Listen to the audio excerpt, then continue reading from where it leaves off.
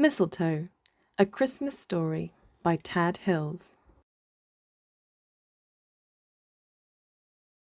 Mistletoe greets the chilly morning. Snow is falling. What a beautiful day! Finally it feels like Christmas, she thinks. By the time she gets to Norwell's house, the snow is almost up to her knees. "Norwell, come out! It's snowing!" Mistletoe calls. Norwell watches Mistletoe. "It sure looks cold out there," Norwell says to himself. "Too cold for this elephant." "Mistletoe, it's cold out there. Why don't you come in? Sit by the fire and have some tea." "Just a drop for me and a cookie crumb, please," says Mistletoe, "and after tea we can go for a walk in the snow." Norwell and Mistletoe sit by the warm and toasty fire. "Isn't this nice, Mistletoe?" asks Norwell. "Oh yes, indeed it is," Mistletoe agrees. "But wouldn't it also be nice to take a stroll in the snow?" Later, Mistletoe helps Norwell decorate his tree. "After we top it off with a star, can we go out and catch snowflakes on our tongues?" says Mistletoe. I don't know."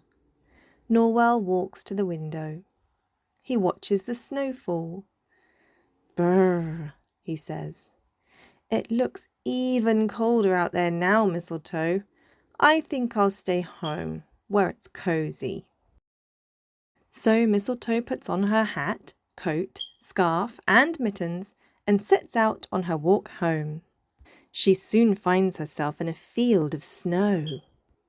As evening approaches, the world turns blue. She stops. She is as quiet and still as she has ever been.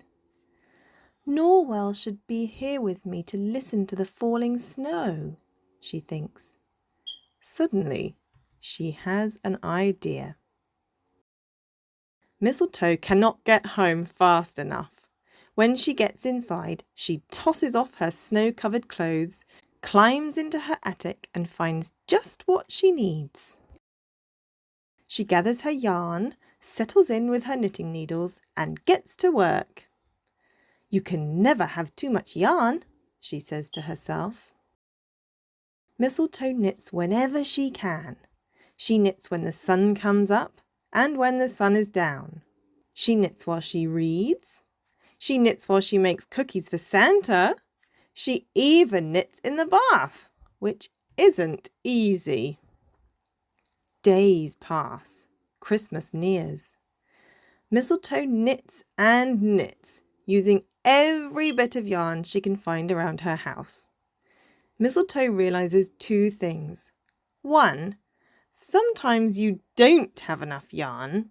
And two, elephants are big. She stops at her favourite shop and brings home as much yarn as she can.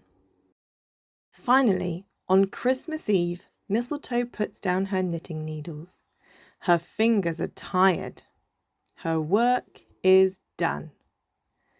She watches the snow fall outside her window and thinks of Norwell. "Ah, Christmas," she smiles. Then Mistletoe nestles into her soft knitting and falls into a deep sleep.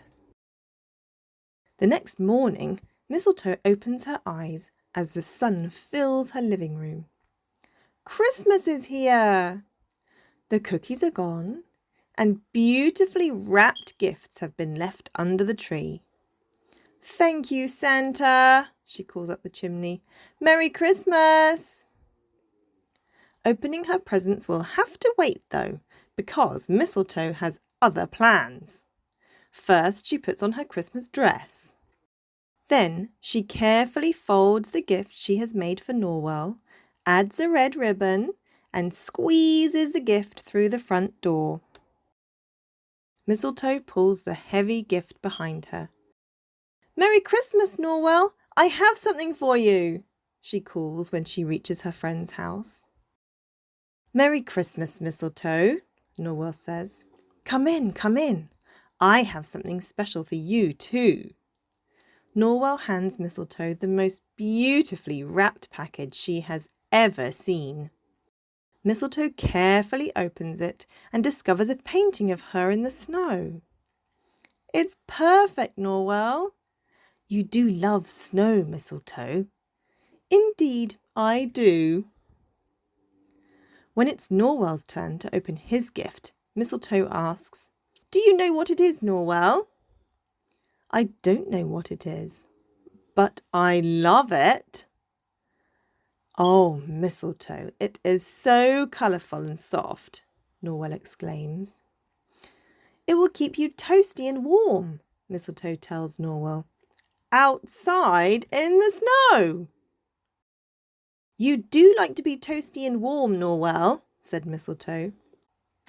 "Indeed I do," agreed Norwell. And he was.